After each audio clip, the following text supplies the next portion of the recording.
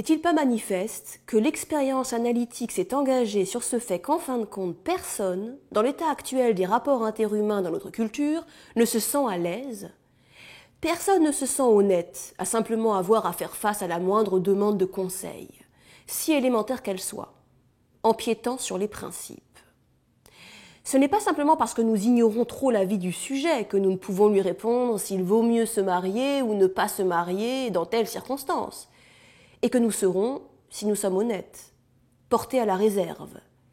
C'est parce que la signification même du mariage est pour chacun de nous une question qui reste ouverte, et ouverte de telle sorte que, quant à son application à chaque cas particulier, nous ne nous sentons pas en mesure de répondre lorsque nous sommes appelés comme directeurs de conscience.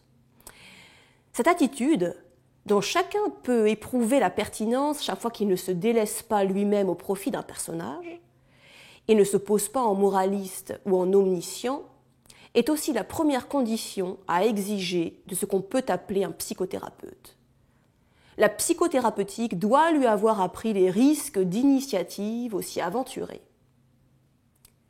C'est précisément d'un renoncement de toute prise de parti sur le plan du discours commun, avec ses déchirements profonds, quant à l'essence des mœurs et au statut de l'individu dans notre société, c'est précisément de l'évitement de ce plan que l'analyse est partie.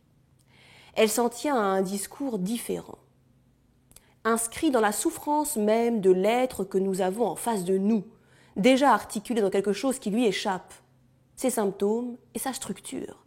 Pour autant que la névrose obsessionnelle, par exemple, ce n'est pas simplement des symptômes. C'est aussi une structure. La psychanalyse ne se met jamais sur le plan du discours de la liberté, même si celui-ci est toujours présent, constant à l'intérieur de chacun, avec ses contradictions et ses discordances, personnelles tout en l'étant commun, et toujours, imperceptiblement ou non, délirant. La psychanalyse vise ailleurs l'effet du discours à l'intérieur du sujet.